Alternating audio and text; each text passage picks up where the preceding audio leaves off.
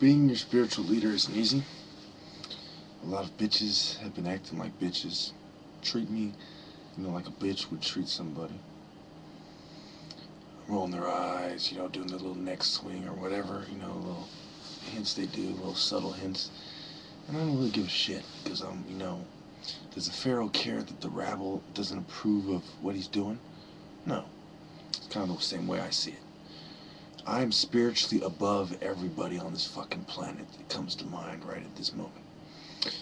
And so it puts me in a position where I could easily say, oh, I'm fucking special. But no, I don't really care.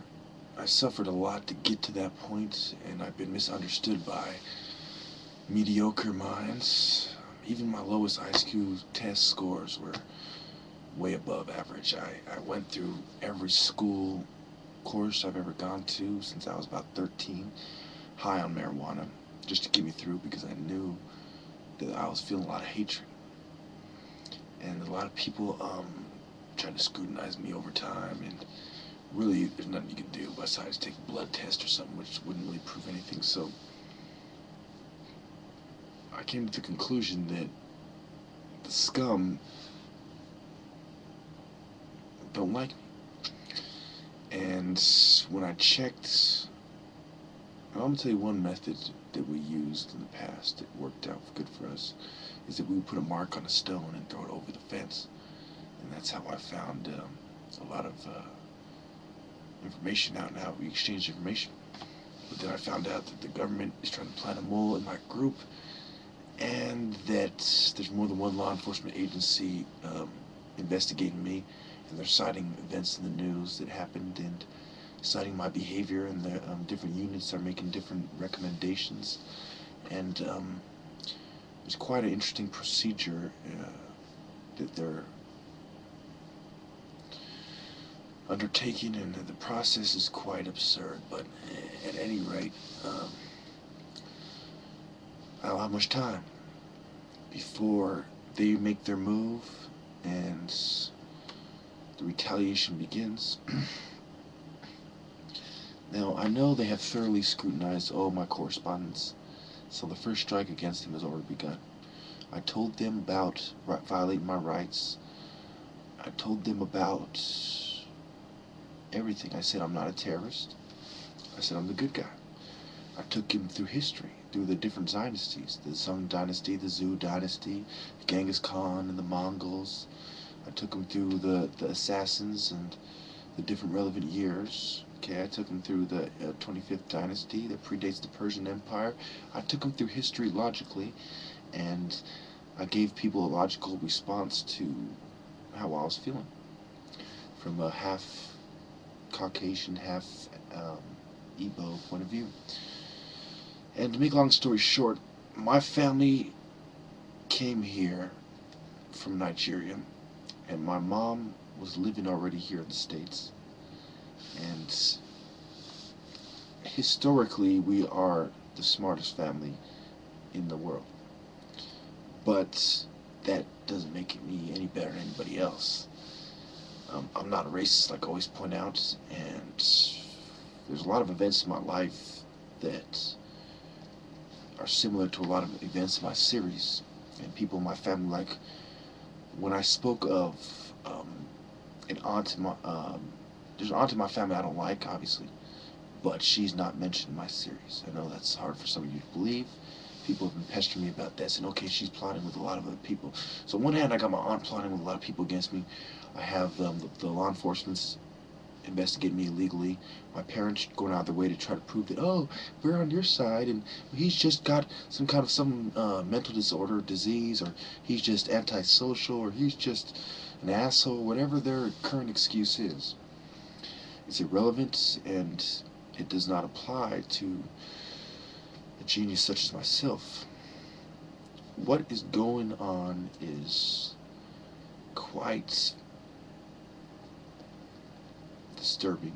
It is a deluge of fraudulent accusations against me and unscrupulous investigators who are practicing colonialism and imperialism. There's a difference, but sometimes there's a mix of the two as well.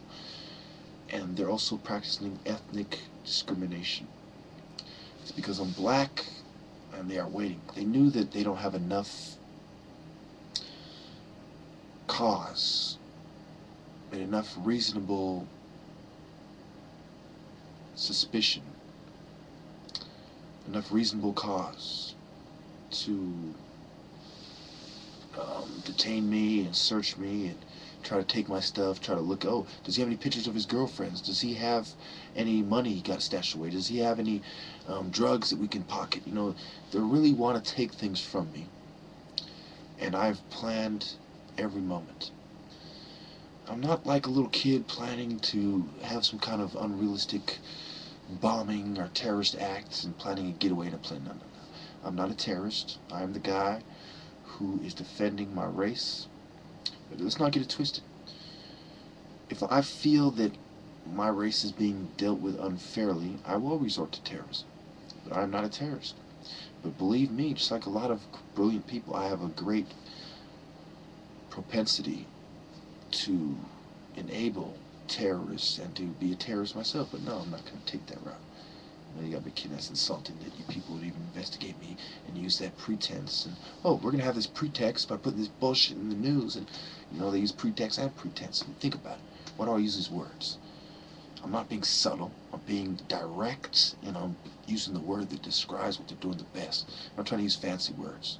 It really takes me using these kind of words, this cronyism, this nepotism, like they found in the news in the Vatican, the article on the Vatican corruption, the articles on the Italian mafia and their corruption, the articles on the Mossad and their phony terror, the accusations by Mubarak's lawyers, the CIA and the Mossad were responsible for the assassinations and the turmoil in Egypt of the protesters.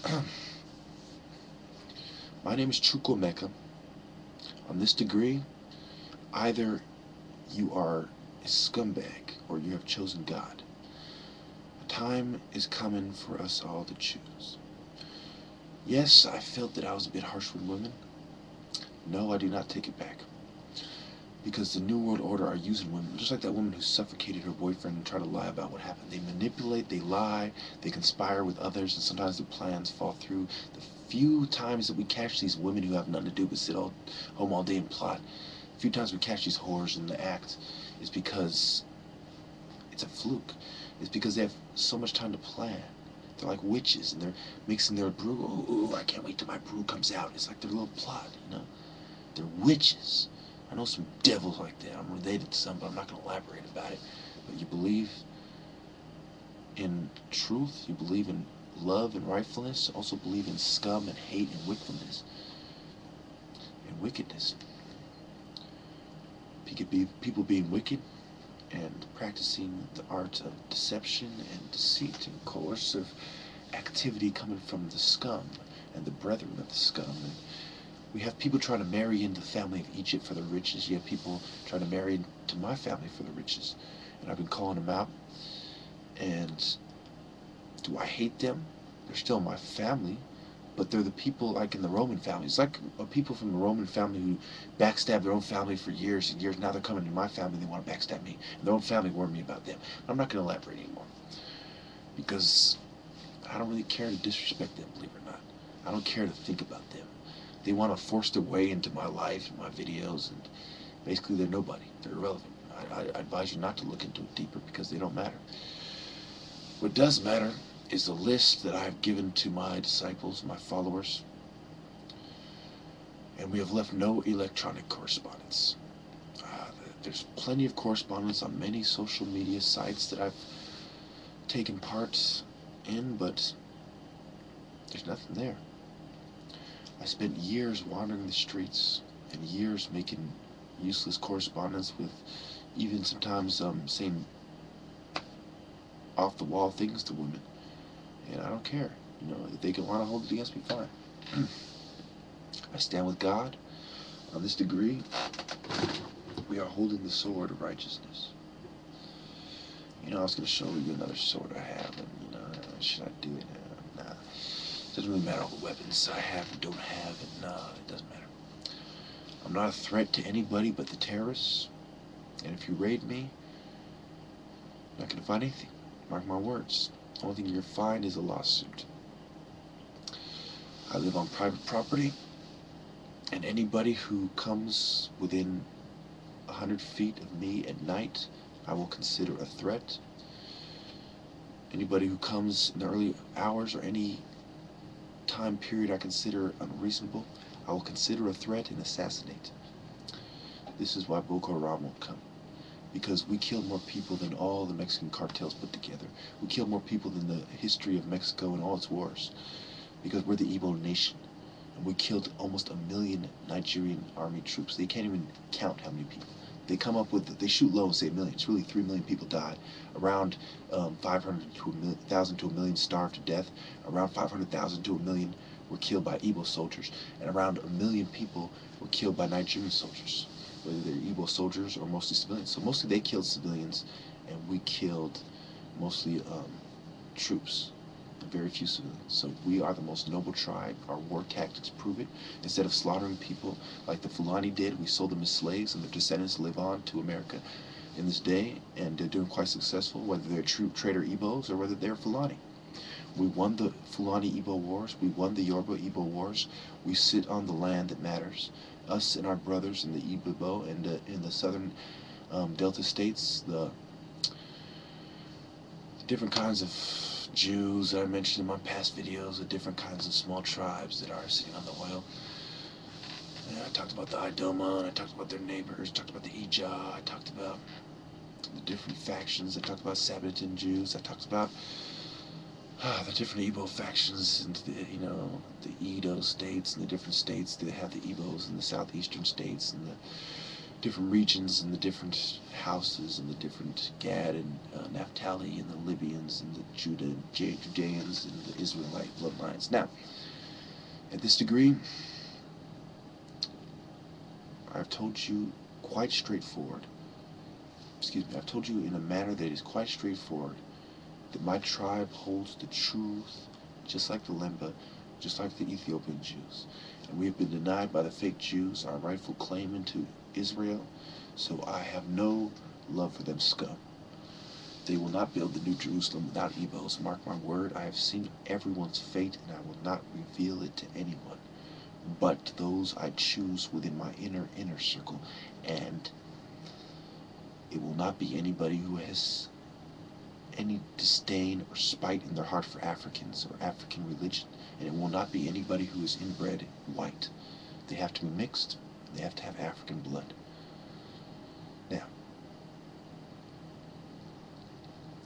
recently I saw a woman that I fell in love with right away, and I know that I can't feel that way for her. And I wonder if it has something to do with the angel I saw, but it doesn't matter if it does, because I am not somebody anybody could love. I've been rejected over 777 times by women in my life, and I've reached the number where I can rebuke them now. And it's not just one or two, it's all of them. I've even been betrayed by my own mother, been betrayed by my own aunt. My own grandmother was a great woman. Pretty much both of them were pretty good. There might be times where they annoyed me, but overall, my family, the older members of my family, are good people. And my grandmother, sometimes I worry. Look, I'll tell you like this. If anything happens to anybody I care about, mark my words, I will kill every member of Boko Haram. And I will make their families cry every day until the Nile is reborn. If any injustice comes to anything I care about, I will put down my cross and shamefully pick up the sword and sacrifice not only with my life, but my soul for my people. Because I fight for God. And the only way I will jeopardize my soul is for love. This is why Jesus whipped the money lenders, even though it's a sin.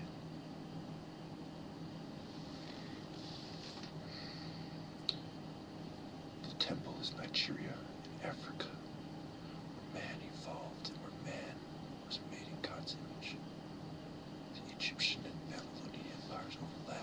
descendants came with their empires because they wanted peace too. I have no hatred for you, Japheth, and your descendants. I don't hate you. You hate me. You pushed me away.